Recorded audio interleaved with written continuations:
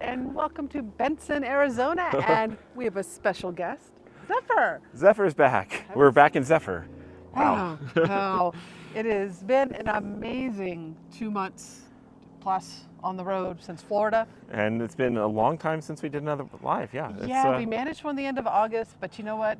Once we started really getting emotion and getting across country, we just didn't found the congruence of free time, available bandwidth, and energy. Yes, energy. And a shower. Yes, a shower, energy, free time, and good internet. Because we had plenty of occasions where we had some of them, but not all of them all at the one right time to do a live before. So now we're finally settled in Benson. We don't have a lot of free time, but we just said, let's do it. We need to do one because we endeavored to do these live casts about once a month, and we fell out of sorts with it. So we're back. We landed in Benson, Arizona late last week. I got Zephyr out of storage. It was a little bit eventful too. We'll fill go you in on over that. But we thought we would give you a recap of our van adventures. We'll try to summarize 2 months worth of adventures in under a decade. Yes. But anyway, we should go inside and sit down. Should we go inside? Yeah, because we're going to be losing our light here soon. So yeah, let's go walk So inside. this is our co-op lot at Skip Saguaro in Benson, Arizona. We bought the lot about 5 years ago. We're lifetime leaseholders here.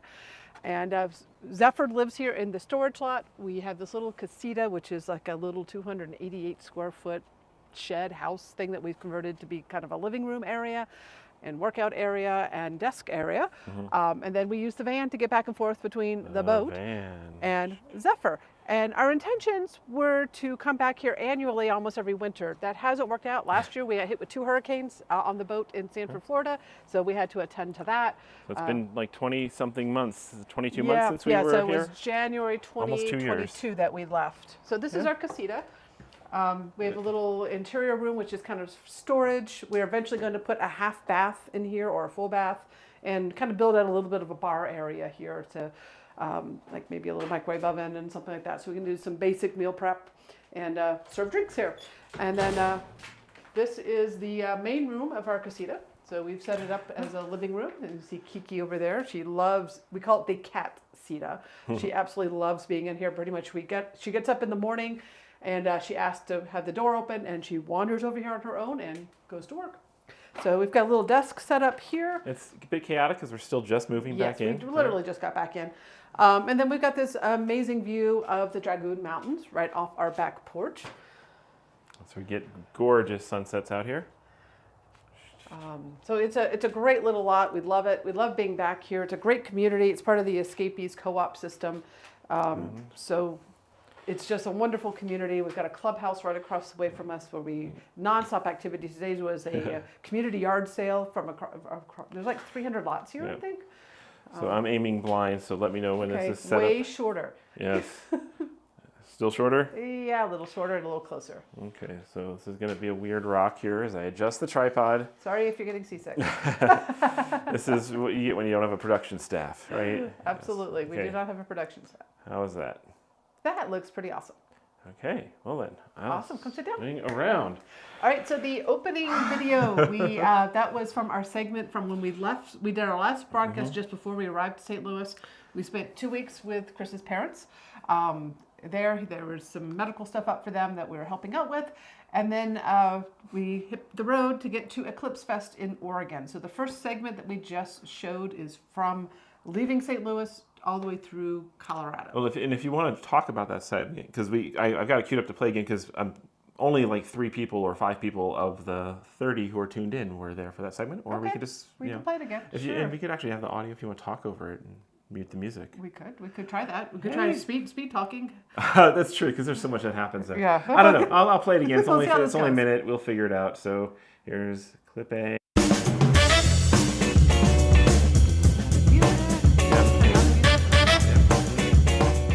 All right, so we decided to explore the Missouri River and do the Katy Trail with the biking. We've been doing a lot of biking lately. It's beautiful right along the Missouri.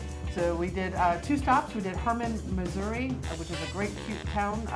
And then we did one outside of Columbia at Cooper's Landing. We had a nice right spot on the bike trail. Unfortunately, we suck as videographers. We did not get as much video as we'd like. After that, we moved on into Kansas. More biking.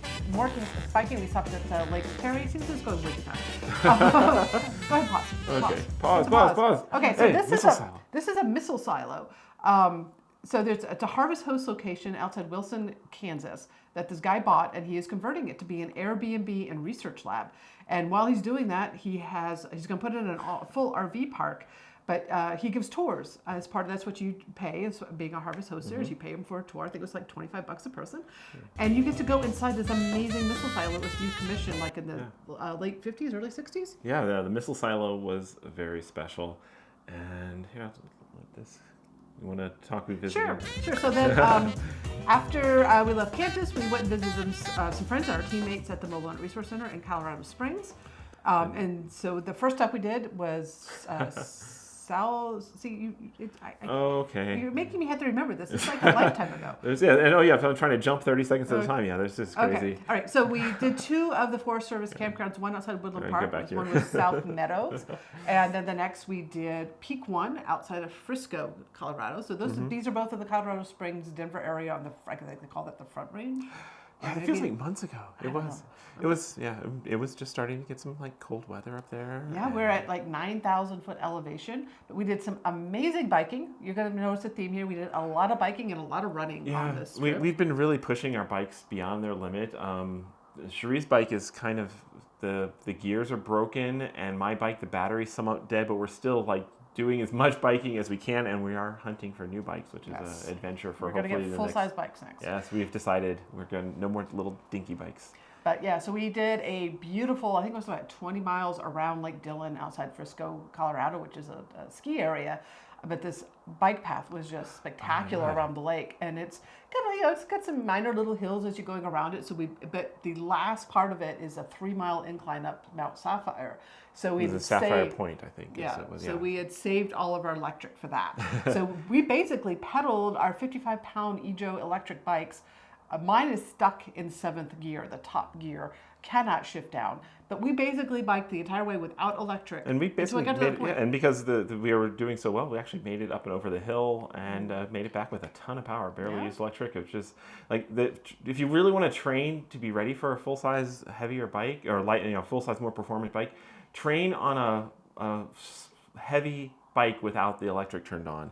Pushing 60 pounds That's what we've metal. been doing for the last year. We've not been using the electric bike, and we've been doing really long rides. So that was amazing. I love that stay at Peak 1 Campground. It's with only like 2 or 3 miles along that biking trail to Frisco itself, in a cute little downtown with dining and shopping. Yeah, definitely a place I want to go back again. And disc golf, lots to do there. We just had a ball there. All right, next. See if it'll stay where we were back. Oh, no. Okay, so we have to continue this video.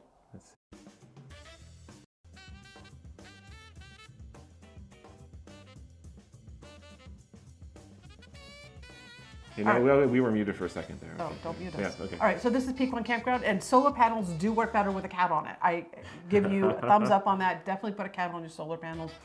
They will be happy. All right, this is that amazing bike. That's Lake Dillon up at Frisco. You see the aspens and the gold colors out there. It's just gorgeous. We're also running a lot. Yes. And Cherie's going to be getting faster and faster. All right, so this is driving along, it's I-80. Getting out of Colorado? Yeah, the canyon coming through Colorado was just gorgeous. Yeah, that was that clip. Okay, good. All right. So did not get video. There's a lot of stops that we made that we did not get video of, but we also we went to Grand Junction area, met up with our friends Mark and Julie of RV Love. It's kind of a serendipitous meetup. We basically were contacting them saying, hey, we're not going to be passing through your part of Colorado, and it turned out that they were swapping and getting a new RV right on our path at the place we were planning to stop. So it was just like, really? So we got to be there with them. That was amazing. And they're, of course, were organizers of the Eclipse Fest that we were going out to in Oregon. So we just kind of hopscotch with them to Oregon. And we've seen them 4 times on this trip. 4 different states, right? 4 different states, Yeah, that's kind of one of the joys of nomadic life is your friends, the location changes, but your friends keep consistent and bounce together. Whew, okay, we got through. Like that was 2 weeks of adventures. All right, the next video clip that we created for you guys. Oh yes, clip B. Okay, here we go. This was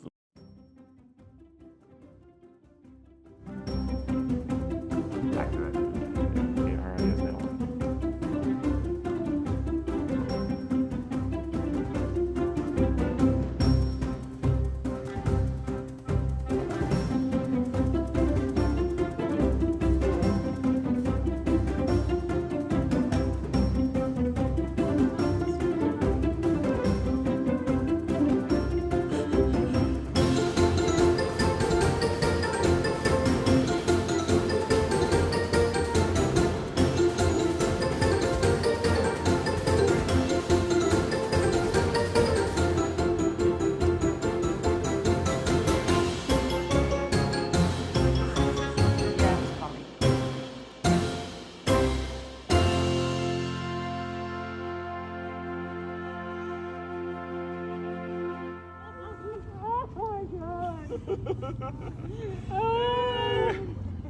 I can't believe it.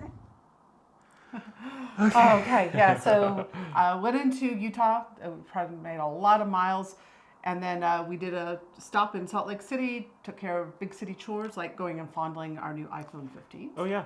Yeah, but they weren't available, so we got to decide what we wanted, what size we wanted, and then started hunting for them, which took a little bit longer. And then we stayed at Antelope Island State Park, which is a big island in the Great Salt Lake that is been preserved and protected for throughout history. An old ranch was turned into this park, and it's got buffalo, lots of buffalo. Somebody back in like that bison. Bison. Yes, they do like to be called bison.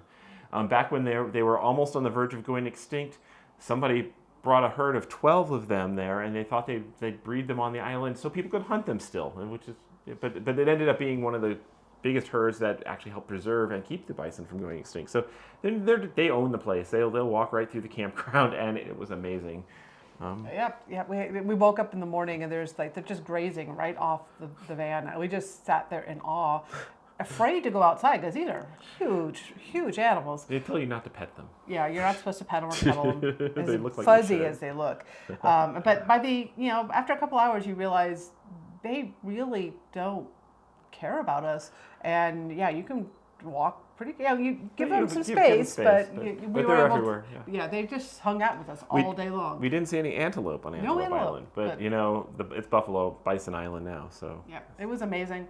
After that, we went and toured through Idaho. We visited a friend who had settled there. She lives up in the Lava Hot Springs area, so we did a hot spring there. And it was a beautiful. If anybody's ever passing through, Lava Hot Springs is just a great place to stop. They've got some of the nicest public hot springs, just not rustic ones, the kinds we really love, out in nature. But these are developed downtown in this tiny little small town hot springs that you can pay pretty cheap. It's like $10. It was $8. $8 each to go. It was to soak as much as you want in like 8 different pools. We ended up doing 5 different hot springs on this trip. No video of hardly any of them because people don't like having they don't like their video being taken of hot springs. Mm-hmm. But that one I really loved. After that, we moved on to Miracle Hot Spring, which is outside of Twin Falls, so it's kind of on the west side of it. That one was recommended to us. It was okay. They had nice private tubs that you could rent. We met up with our friends Mark and Julie, so we did a private tub soak with them. Yeah, socialize and stuff. But the public tubs have been kind of it's basically the rural areas go and swim after work, after school place, and it was more boisterous. So it was not as relaxing because there was a lot of people there, a lot of loud conversations, a lot of kids playing catch football in the hot springs, which it was more like a pool experience than it was a hot spring. Just a hot pool. Yeah. But, we had a nice time. We had a great time, but it was just not the relaxing experience that we like. And one other thing, that was one of the places we were like, hey, maybe we'll do a live. And we had actually work meetings scheduled while we were there. But this is actually one of the places that we've been to, very few places we've been to, where there was basically no way online. The zero cellular coverage because you're down in this little volcanic canyon.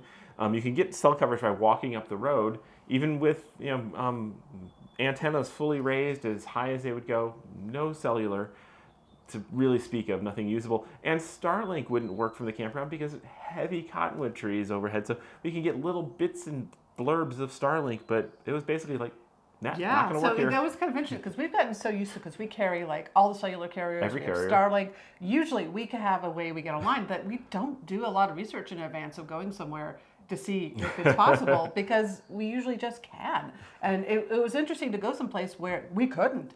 So I hiked up the hill far enough up to get a message out. Thankfully, the meetings we had planned were not critical, so I was able to message out, we're not making it, guys. We're going to go soak in hot springs. Yeah, we're calling in bandwidth deficient, which does not happen to us, but it's actually a good lesson, to reminder that even with all the toys and even with all the satellites, sometimes you're just not going to get online. Yep, and we decided, you know what? We're at Hot Springs. We're going to focus on that. Yes, rather than be frustrated and fight trying to work. After that, we headed to Boise, but on the way, we stopped at Why Not Winery. Now, this is a Harvest Host location. Mm-hmm. We didn't do an overnight there because it was only a few miles. We were short on time. But we've had so many of you guys who have stayed there send us pictures of you at Why Not Winery. And why is that significant? Because our boat is named Why Not. And yeah, so we just had to stop in, try the wines. We bought a whole bunch to bring back to the boat as house wine for the boat. If they will make it, right? Back to the boat. We will not drink them. We are promising not to drink them until they're on Why Not. So they're hopefully locked away. Okay, so we have a house wine for Why Not now. And then we went and we actually did stay at a winery in urban winery in Boise. It was Cinder Winery, kind of in the Garden City area. I met up with some friends there, and then we had an amazing time. We went out for we run 3 times a week, and we went out just for a maintenance run, just a 30-minute run, and we both ended up doing a 10K. Yeah, the Greenway was so amazing.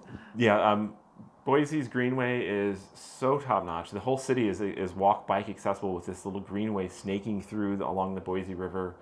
And it was beautiful. We just basically couldn't stop. And when we're doing trail running or exploring new places, we run together, and we're just he slows down his pace to my pace. I run very slow. I'm a proud slow runner. You're getting faster. I'm getting faster, but I am a slow runner. Yes, but yeah, but it's really fun. I actually really enjoy running together, and as you might notice from the video clips, I also really enjoy running behind Cherie and filming her. Yeah. I kind of like the view. I don't know, a little biased maybe. I'm glad you do. And but yeah, so we have a great time running together and exploring, and that way it's not like we can make a call on the go of saying, do you want to go another 3 miles? Let's just keep going. Let's just keep going. And it was just, that was such a wonderful time. Before we go on, I'm seeing an amazing sunset happening on the mountains over there. Why don't you turn the camera and share the sunset with them, and then we can continue this. Okay, sunset break. This is partly why we love this little patio here. Tangle. The Dragoon Mountains. Again, this is the Skip Saguaro Co-op, a part of the Escapees Co-op system in Benson, Arizona. We have been leaseholders here for 5 years, and we are back at our spot with Zephyr, parked next to us. And we have this little casita that we're on the porch of that Chris is shooting video of, and you'll see Zephyr over there. Mm-hmm. Yes. Hey, there's me. Yeah, we're playing with wireless mics and wireless cameras and having a little bit of fun here. And we just decided on the spur of the moment to do this. Took a lot of effort to get all the videos together. There we go. We took so many photos. Is that aimed right? Yes, that's good. Okay. So many photos. And I do have blog posts to go along with what we're talking about if you want to go back with links to the places we stayed and costs and stuff like that. So feel free to, that's in the description. So, okay, so Boise. And then we drove into Oregon. No video clips from this one, but we stayed at Crystal Crane, or it used to be called Crystal Crane. Now it's Crane Hot Spring, outside of Burns, Colorado. We stayed there on our last trip. Oregon, yes. Sorry. In Oregon. Mm-hmm. We stayed there last 9 years ago when we were going out to host lighthouses. And they've done a lot of improvements to it, but this is basically a hot spring that is a giant, huge kind of earthen dugout pool. That's it's a pond. It's basically a hot pond. And it's in the middle of absolute nowhere. This town is so remote that the high school is actually a boarding high school because the kids are coming from 100 miles away and they'll come to school and stay for the entire week. So this is remote and some of the darkest skies we've ever seen. We saw a fireball that night. It was we saw amazing. A meteor come across and just go boom. And it was just like 12 seconds of fire across the sky. So we did a couple nights there. That was a great hot spring. So much so we went back for a second time. So yeah, love that one. And then we went to Klamath Falls to provision for Eclipse Fest, which is where the festival is being held. Met up with our friends Amanda and Jesse, who you'll see in the videos upcoming. We've been traveling, hopscotching with them down here. They're actually here in Benson with us. Yeah. And Klamath Falls, it seemed like an ideal place to host Eclipse Fest. They call it, the town's nickname is the City of Sunshine, because they have 300 clear blue sky days a year, except for the kind of week the day we got there was clear blue, pretty blue skies. The next day was socked in, overcast. You couldn't even tell the sun was up. Basically. Yeah, so it was really miserable weather. It was cold, it rained, it was cloudy a lot of the time. The festival grounds themselves were not ideal. They're very bumpy, unlevel, lots of cow shit everywhere. But they had vendors on site with food. Smash Mouth played the last night. They were actually pretty amazing. Yeah, they put on a great show. And we had a whole bunch of friends. Mark and Julie, and Amanda and Jess, and Nina Fusing from Wheeling It, who, if you recall, we used to travel with them back in the day. We used to host a lighthouse in Cape Blanco with them and do the 395 with them. And Nina was one of the original RV bloggers, and and they've been in France for 6 years now. How many years that year? They moved over in 2018. Yeah, so they moved to France, and Nina hasn't been back since. So she took a trip to just kind of basically, when she saw that we were going to Eclipse Fest, that was kind of the domino that pushed her over the top. She always wanted to get back to Oregon, see the lighthouse we used to volunteer at, and just do a car camping trip in the rental car. She just grabbed her camping gear from France and flew over, and it was a magic to see her again after so long. Absolutely amazing. We spent 3 nights. We got 3 nights with her. Very tempting. She invited us to join her over at Cape Blanca. We were very tempted to go over with her. But it was so. My heart is still full. Yeah, so that was the joy of Eclipse Fest, was the people, and when the actual eclipse was happening, we had little breaks in the cloud where we could see a little bit of stuff happening every so often, but mostly it was the cloud. So I actually brought up the Star Walk app on my. We were contemplating, because it seemed like there was blue sky maybe 20 minutes away, and we could like just run for it and go see the Ring of Fire. But the communal experience of all of these RVers hanging out, freezing cold, as the sky, it got dark and cloudy, darker. And I'm holding up the Star Walk app showing a calculated view of what we'd be seeing from that location up against the sun. And they're all just cheering the app and cheering each other. And then when a little gap appeared, huge roar went through the crowd. So we had fun and a shared experience, which is, I guess, the whole point of it. Yes, right. Exactly. So it was a great event. We did get up to Crater Lake. The first day we went up with Amanda and Jess, after we all got in, it was cold where we were. We got up there and it was snow flurries. Yeah, it went from could not see anything. As we got up the mountain, it started to drizzle, and then right as we hit 6,000 feet, big pounce. It was a small blizzard, and we went all the way up to. We figured we'd get at least as far enough to see the lake and get to the visitor center. The visitor center was snowball fight territory, and there was no lake to be seen. No, we had fun. We had fun with snowballs. But when Nina got in later that week, we went up again with her, and it was clear. Most of the snow had melted, and we did have an amazing time. Oh yeah, because the sky turned crystal clear blue, basically 15, 20 minutes after the peak of the eclipse. So right as the eclipse was ending, blue sky, and it basically stayed that way afterwards. Oh, well. It was an amazing time. I'm glad we went across country. Got so much great time with amazing people. After that, then we started our journey here to Arizona. So I got another video clip recapping it. Then we'll talk about it. Okay.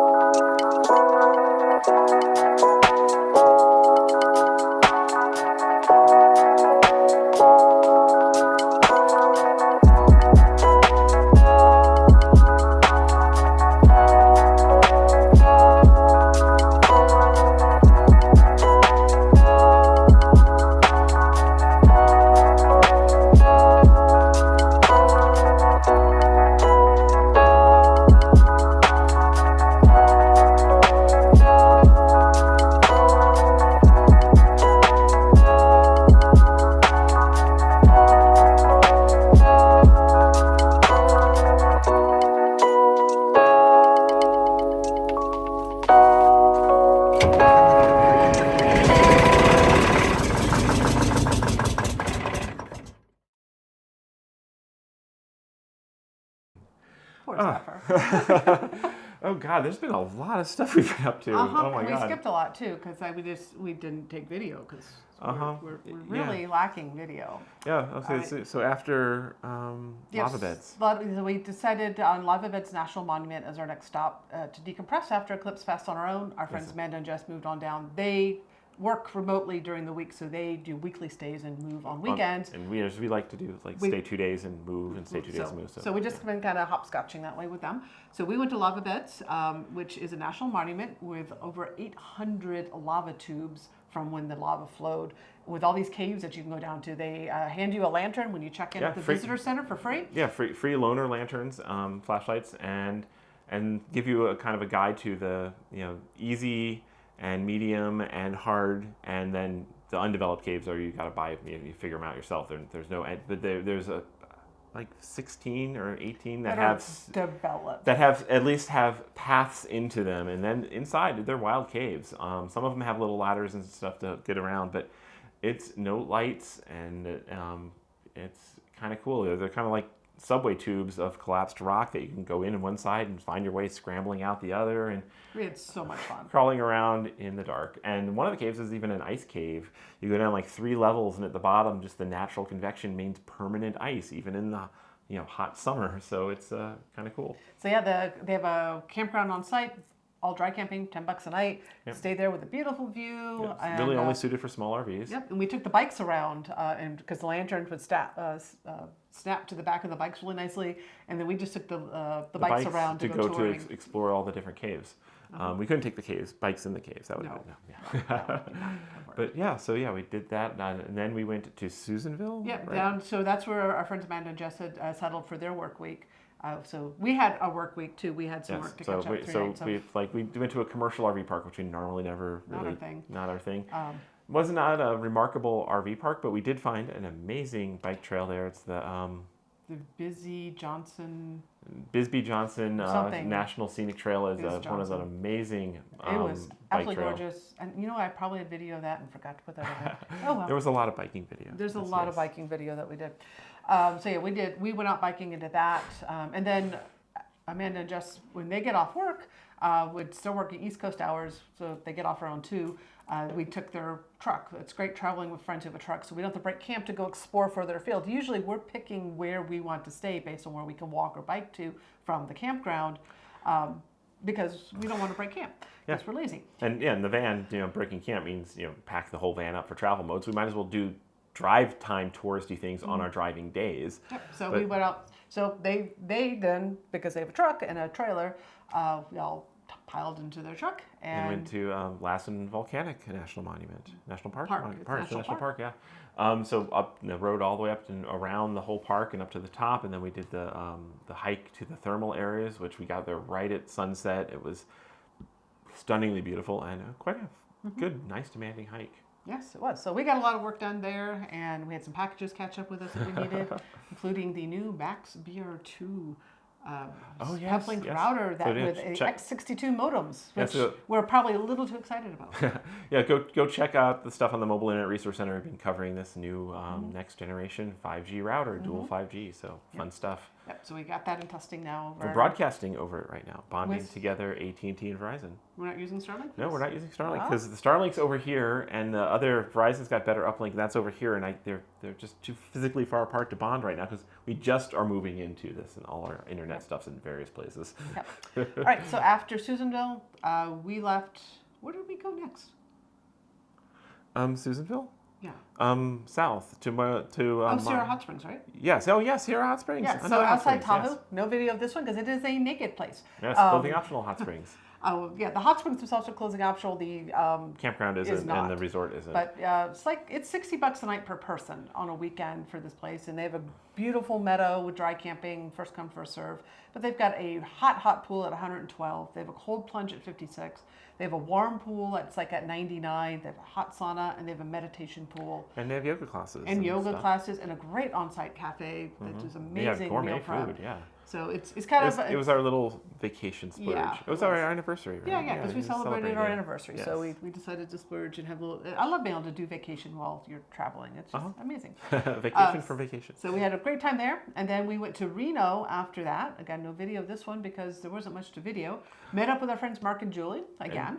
And we spent a lot of time at the Apple store trading our old iPhones in for new ones because we're geeks like that. And it was way more painful than it should have been to get that done. But then afterwards, we got to visit Battleborn, Dragonfly Energy, meet up with Dennis Fars, who is the CEO and founder. And we got the behind the scenes private tour with him of their research labs and the vision of what they're working on to basically make fully domestic U.S. made battery cells, not just batteries, but the cells, which is pretty exciting stuff. So it was kind of really cool to get that tour. Had an amazing time there. Really, I mean, we've always loved what they're doing, and we have their batteries on both Zephyr and Why Not. Our van has the Volta system because it came with the Trado that way. But never really saw what their we'd never met them in person. And all these years we've talked on the phone and on video chat many times, and we never really got the story about how we were part of what helped inspire Battleborn to be in the battery business. So it was like, oh, us? Wow. Okay. Yeah, because his vision was to create his own cells, but he needed the funding for it. So he needed a market. So let's target RVers because they saw our videos about so we had our lithium series, and he was like, oh, well, there's a market. And it's like, cool. So wow. It was pretty awesome to feel that gratitude from them. And I have gratitude for them because they've really helped mainstream lithium batteries for RVs and boats. It was a little love fest. It was really fun to finally meet in person. Mm-hmm. That was Reno. After that, we stayed at Washoe Lake State Park, just north of Carson City, which we stayed at before. Last time we were there, it was not a lake. It was completely dry. It had water this time. It was kind of, comparing our photos from years ago and now, it's like completely dry, sand-crackled lake bed, and now lots of water. Yeah, last time we did the 395 trip south, we did it with Nina and Paul caravanning together. This time we're doing it on our own, kind of hopscotching with Amanda and Jess. So after there, we went to the Mono Lake area, and we found Lundy Lake Campground outside of Mono Lake, which is run by the county there. Really rustic, first come, first served campground, $16 a night. Absolutely no cell signal, and normally Starlink probably would not work there because there's a heck of a lot of trees, but we found a site that had a whole bunch of trees that had already lost their leaves, so we're actually able to get along. We had a good view of the sky and just beautiful views of the mountains. We were going to stay, it was like such a lovely spot, and basically we had this campground almost to ourselves. It was just heaven. We had a creek going right through the back of our spot. We were all set to stay 2 nights, even though the signals was challenged just because it was so beautiful, but then the weather forecast changed to, hey, the next day, instead of being beautiful, is going to be snow. Maybe we should head further south rapidly. So we headed south, and we picked another hot spring near Bishop. This was Koog, I think it's pronounced. Keo Hot Springs or something? Keogh, something like that. It was odd. Huge pool, like a... they have a lap pool that's done, and they keep the water of that one about 90, so it's great for swimming laps, in which we loved. I used to be a competitive swimmer, so I loved being able to get back into swimming. Yeah, we just did it. Spent the afternoon doing laps. And a 104-degree pool. But the weird thing is they have a lot of overnight accommodations, RV campground area, as well as some rental units. But they close the hot springs at 6 p.m. and they don't open them till 11 a.m. So basically, you have to get there early enough in the day to actually use them, and they don't open until after checkout time. So I found that really weird. And then the other weird thing is you have to go through this whole hassle to buy tokens to take showers. To take a shower, you have to pay extra as a camper, but they have infinite hot water. I mean, they've got more water than they know what to do with because there's a hot creek flowing away. So like, why are you charging people at a hot springs for showers? I wouldn't return to that one. I liked the swimming laps, but other than that, didn't impress me much. After that, we went to Lone Pine and went out to Alabama Hills. Now, when we did the 395 trip with Nina and Paul years ago, we all needed cell signal to get online and get some work done, and there ain't much in Alabama Hills with all those rocks. So we stayed at the campground that's next to it, Tuttle Creek, so we could get cell signal, and then we just drove in and toured by car. Yeah. But this time, we were able to get there early enough to find a dispersed camping spot, free camping in the middle of these like completely otherworld rock formations. Alabama Hills is, I guess, some of the most beautiful wild camping you could imagine. And because it had gotten so popular, they've really cracked down. So they've only got in like the main area just 23 official dispersed camping sites. And if you're not in an official site, you're theoretically will get busted and asked to leave. But we got lucky because the area had just gotten so trashed, and it still was trashed. I mean, the site we did find, there was so much toilet tissue behind our site. It was disgusting. I did spend a lot of time with gloves on picking it up. Yeah, that's how we consider it. It's like when you do dispersed camping, you do free camping. Partly how you pay for your site is leave the area, the whole area, much better than you find it. It's like, clean and make it better for the future. Don't get it shut down for others. Yes, I mean, no.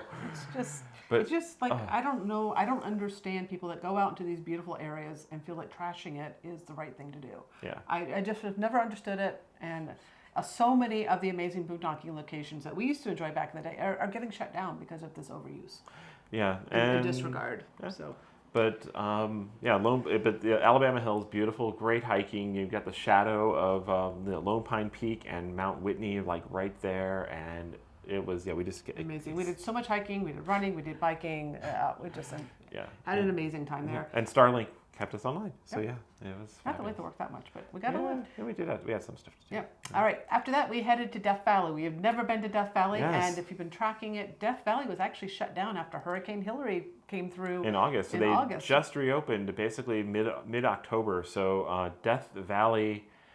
I don't know why we waited so long because it was stunning. The drive through is just the video doesn't do it justice. It's just some of the most amazing terrain.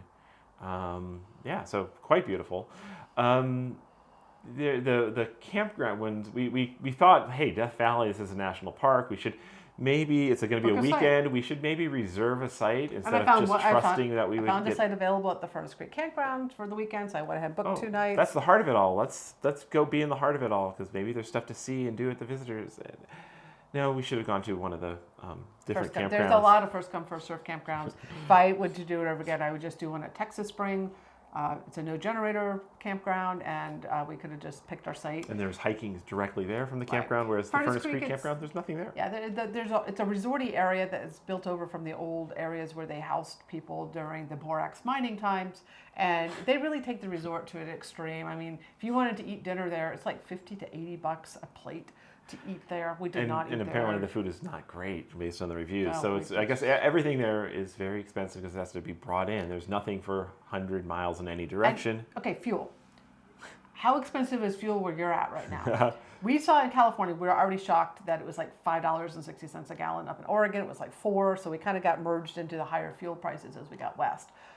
Furnace Creek, $8.20 a gallon for regular unleaded fuel. Crazy, but crazy because there's another area called Stovepipe inside the which is run by a different concessionaire. They had it for $5.63. They had a great price, and so just like if you're in Death Valley, don't get stuff at Furnace Creek. Everything in Furnace Creek was overpriced. The Stovepipe Wells, much better spot. Stovepipe Wells has a great gift shop with great pricing. I got beer there for like $1.50. Yeah, not marked up. Gluten-free IPA beer for $1.57 a can at this point. Whereas in Furnace Creek, ice cream was $7 a scoop. So and then they do have a restaurant at Stovepipe, and they have a gas station there. So much. But Death Valley, beautiful. Yeah. We did not pay those prices, by the way. We've gone in full and waited until we got to Nevada to fill up again. But then the highlight, on our way, we decided not to stay a second day because staying at Furnace Creek is basically a base camp where you drive places and then come back. Oh, we have a van. We already described this. Yes. We don't like to break camp. Yeah, so it was too far on bicycles. Yes, and too far on bicycles. So we decided to get up early and just head out. And the winds were starting to whip. Some really ferocious winds were coming, and just leave Death Valley early, but spend the day doing the driving tours and go out to Badwater Basin and do a little bit of exploring. So a lot of the park is still closed. So there's only a handful of stuff. There's so much more we wish we could have seen, but it was still shut down after the hurricane. The majority of the roads were destroyed, and some of them I think they're saying it's going to take years to get reopened again.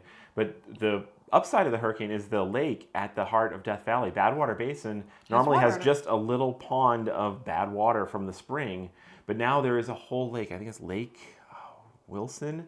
That is only ever exists every few decades, and it usually only lasts for a day or two, but it's been there since August, and it was beautiful. We actually saw people bringing out little rafts to go floating on this lake that normally doesn't exist. It has the most insane colored water I've ever seen. It's kind of like green. Fluorescent Again, green. We forgot to get video, sorry. We got pictures that posted. I'll get a blog post up to go along with it. But we had a great time. I'm so glad we did Death Valley. And I will go back again after more things are open, and I know where I want to stay, or not stay anyway. Yes. Okay, so after that, we just did a Harvest Host in Pahrump, and then we went. We were going to try to go through and stay in downtown Vegas, but this coincided with Halloween. Everything on the Strip was booked up. We were going to go to the Escapers Convergence, but we decided we just weren't in the mood for another big social thing, and we were anxious to get here. So. Yes, we were really itching to get to our bus, and also Vegas is ramping up for Formula One, so the downtown is a bit mad. With the roads all crazy. Crazy. But you have to drive a Formula One racetrack. Yeah, I'm like basically like, oh, I'm suddenly on a Formula One detour. It was crazy. But so we went to Meow Wolf. We drove past the Sphere just to see it, and and then we went and stayed at the Las Vegas campground, which is in the Lake Mead National Recreation Area or park. I don't remember which it is. And then did the Hoover Dam tour. Oh my God, that was so good. The civil engineering geek here just was. I can't believe I've never done the Hoover Dam tour before, and we did the full like behind the scenes, go inside the inspection tunnels of the dam tour, and it was so worth it. Yes, definitely recommend that. It was only $30. It was amazing. So, and then we did like a one harvest toast on the way down. It was like kind of a barbecue thing. And then we got here. And so to get Zephyr out of storage, we got here on November 1st. And it was a challenge because Zephyr... The batteries were a little low, so we had trouble starting the engine. But once we got the batteries equalized with the lithium, we were able to... The starting batteries were a little challenged, but it wasn't too hard to get the engine started. But then go try to put it in gear, and the transmission works. Brakes work, everything's testing out, but then press on the accelerator and the throttle doesn't really do anything. It goes down and it doesn't come back up, and even when you go down, you get no thrust. And it's basically our accelerator cable is bound, sticky. It is very sticky. So we did a lot of pumping the accelerator from both sides, like pulling and pulling on the cable. So we would probably need to rebuild the cable, but we didn't want to risk doing that in the storage lot and having it stuck there forever. So we got Zephyr to a point that we felt safe enough doing this. We practiced in the storage lot before getting on the real roads out here to get to our spot. It's not a real road. Well, we only have to get half a mile. Yes. But yeah, we limped into our spot, and now we do have some bus repair to get Zephyr back to sports bus driving. So basically, what had to happen? He's driving the bus. I'm walking behind the bus, running behind the bus sometimes, and when he needs to shift gears, I have to have her pull the throttle cable put back to idle manually from the engine. So I'd put the brake on, and she'd go up to the engine and pull the throttle. So I wish we had a video of that, because that it was kind of hilarious. That was hilarious. It was, but we got the bus moved here, and we spent the last 2 days just basically getting, sanitizing the water, getting moved in. One of the bathroom faucet, we didn't winterize very well because we always assume we're going to be back in winter, and we didn't. What do you mean we didn't winterize well? We didn't winterize, period. Yeah, so we didn't winterize. But everything was fine. No plumbing issues, except the bathroom faucet is apparently destroyed. So we got a new one. Should be being Amazon delivery any moment now. Yeah, should be able to replace the faucet. And the old faucet was getting grody anyway, so it's just anything breaks, it's just a chance to go to the upgrade pile. Yeah, so again, we bought Zephyr 12 years ago, so a lot of the original modifications we did are now 12 years old. So yeah, things need to be replaced. Okay. I'll answer this question really quickly because it's right here. And feel free, if you have other questions, queue them up. We're kind of done babbling, so. So we're caught up. We're here. We're in Benson. We made it. We're going to be here probably through the end of the year. But the question was, any problems with rodents in Zephyr? And this was actually one of the things that had my jaw drop is last time we stored Zephyr for the extended period, we came back and something had built a nest in the engine and pulled a lot of insulation out. Did not chew up any airlines or any cabling, so everything was fine on Zephyr. Yeah. Just nesting was nesting and chewed up some insulation and stuff like that, and made a big mess. We had to clean to do it. But this time we had gotten the tip of put in a flasher and a noisemaker in the engine bay and wired up the battery, and we did that and it worked. It was still working when we got there. The other tip we said is smells of cats can help deter rodents. So hey, we have a cat. That's easy. So the litter, they say you put the litter boxes. So we put Kiki's litter box in the bay where the nest had been the prior time, and thought the scents would keep the rodents away. But this time I opened that bay and the litter box is full to the brim with poop, animal poop of some sort, bigger than a cat. So maybe a bobcat, a coyote. I don't know what rodent was. And then there was a whole bunch of seeds packed behind there. So somebody had been making a nest, packing a bunch of seeds, and having a luxury bathroom. I was very thankful they used the litter box. Yes. Yeah, it was kind of shocking. We took a picture of it. That'll probably end up in the blog post, but it was definitely amusing. Any sign of leaks and Craig asked, and no leaks. Engine sounds great. It's holding air. Actually, no. There are a couple new air leaks. There's always air leaks. I need to, but the compressor more than keeps up with them. But it's like, at some point need to do an air leak pass. But it's an old bus. It's always maintenance. Yes. Zephyr is now 62. Which means qualifies for Medicare, which means we get the government will pay for our mechanics. No. Medicare's not till 65. Oh. Okay. 62 is she can take Social Security early, right? So our bus can get Social Security? I think so. That's awesome. Right? I think That's that how it makes works, sense. Right? So great trip. Plans ahead is we are looking forward to nesting a little bit here in Benson, catching up on some stuff. Enjoying got some work projects enjoying to get being done. in one place for a bit. Enjoying exploring the Southwest because it's been a long time since we've been here and it's beautiful. Yeah, we did not get here last year because of the hurricanes that we had to go through in Florida with Wynot. So it's good to be back. I love being welcomed in. So thank you so much to our Skipswaro neighbors who have been welcoming us back. It's amazing. And today was the community yard sale, and we lots of events coming up here and doing the holidays here with our friends and then we're thinking we might do some escaper stuff maybe, but I don't know. We will then be aiming to get back to Sanford in our boat no later than February is I guess our current thinking. We'll probably spend some of January getting back to Florida. It's usually by the time we're done here we're ready to get back to Florida, and it's kind of a boring drive. So we'll get back. Or why not and get Wynot ready for us to restart the loop in the spring. Yeah, so that's the current plan. Throw down any questions, but I'll flip back through. I think I saw we did have a comment on Chris George recommended Trek Mountain e-bikes for us, and actually we did test drive some on this trip. Yes, we test drove both of them. They're Powerfly and they're really higher in the Fuel X whatever. And also the Dual Sport, we test drove that too. So as we go across country, we've been hunting down bike shops to test drive bikes. I think we've ruled out that exclusively mountain bikes is not our style. We like doing a little bit of trail riding and mountain biking, but very the easy extra trails. Complexity of an extra. Yeah, we're more, we want like gravel optimized bikes, so we're leaning more towards, so the ones that are on our hit list right now is the Specialized Vado SL, which is our super light one. They're 38 pounds and still electric. Yeah, that was the thing. We test drove that in Sanford, and we got to test drive one in her size on this trip, and just the bigger full-size bikes tend to weigh between 50 and 60 pounds. And having to experience riding a bike, because we like to ride with electric off. Even when we have our big 60-pound bikes, we ride them with electric off.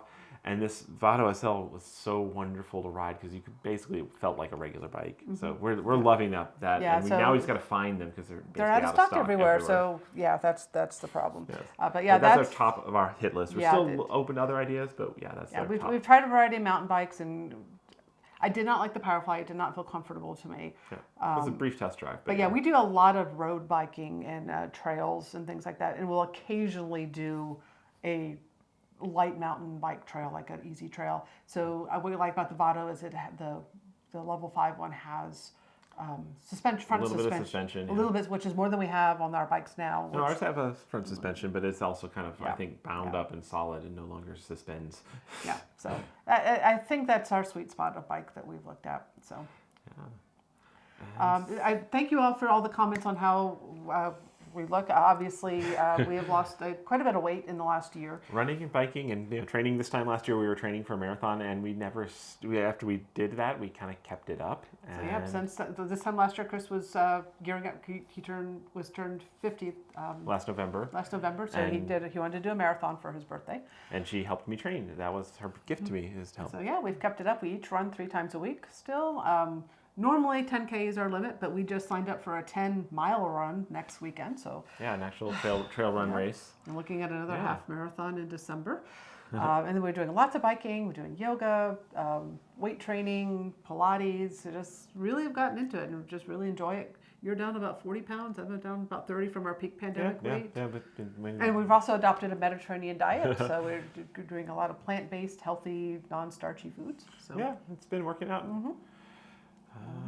The Nazis are here. Yes, and they asked what prep did we do to the HV72? It's an HV71 before starting up. Just checked all the fluids and and just started up. Visually looked it over. Yeah, cleared away some of the random poop on it and stuff. The engine seems to just go. So yay. And we would do a lot more tweaking and tuning and stuff if we were heading out on the highway, but we just had to get a half mile. Yeah. There we are. Any other questions? Or hopefully we didn't bore you all with our catching up, but we had a lot to fill people in on. Yes.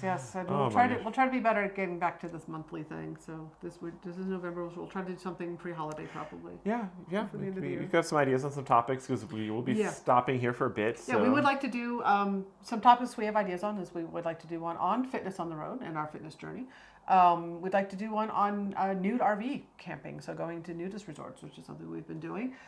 If you have other topics that you would like to hear us talk about, other than us just babbling about our travels, let us know, and we'll take it into consideration. Leave a comment. We'd love to hear from you what you want to see us babble about. Because we'll try to do more of these lives and play with the toys and stuff, and it's fun stuff. It's easy. Right. Yeah, well, we spent the whole day going through these video clips. Yeah, going through the video clips and downloading them from the cloud when you're trying to optimize the internet. It was not fun. It took me 3 hours to do all those video clips. Speaking of the video clips, we have how is the Taylor Swift of cats doing? Oh, Kiki time. I could go. Oh, yeah. I'll go grab her. Okay. Yes. She turned 15. Yes. At the Eclipse Fest. It was actually Kiki Fest. Yes, that's why they dimmed the sun. They're like, don't distract from the cat. Focus on the real star of the show, not the sun. And so, Kiki she turned 15 a couple weeks ago. Taking her to Oregon was kind of special because that's where we found her. Yes. When she was 7 weeks old. And she does things very special. She loves Zephyr. She's so excited to be back in the bus because there's a water dribbler that dribbles water into her mouth from the water filter on the sink. It's her favorite thing. And then she loves to commute to the casita. So she's a commuter. In the morning, she wants to come over here and hang out in the sunbeam. In the afternoon, she wants to go back in the bus. She's doing well for a 15-year-old cat. She's definitely doesn't get out walking as much anymore. This morning, she was going all the way down the neighborhood. She was so excited to explore. I had to stop her walking so much. She was just, she's been more active than usual lately. And Vince wants to know, was Zephyr stored inside? And no, it's an outdoor storage lot here in Arizona. It's under the Arizona sun, but I'm so impressed both inside and outside in great condition. And it's we got a nice wax job 2 years ago, and it did a really good job of protecting the outside. Yep, Zephyr's doing well. So Zephyr served all of her service life here in this area of Arizona. She was stationed out of Nogales, Arizona, just south of here. So this is her home base. This is where she grew up. So this is where she'll live out her retirement years too. So. All right, guys, we are going to go get some dinner, and then I think we have gaming plans with Amanda and Jess this evening. So. Larry and Mary Beth want to introduce us to their daughter. So we have social stuff happening all around us in the park here. So we're going to basically play all 3 clips as a sequence, and then the broadcast will end. So we're saying goodbye now, and if you want to miss any of the video or just want to watch it through of some of the cool places. And if you're watching this later and you have questions, leave them in the comments. I'll get around to them someday. Yeah, we'll answer your questions. We like answering questions. Okay. See you later. Bye.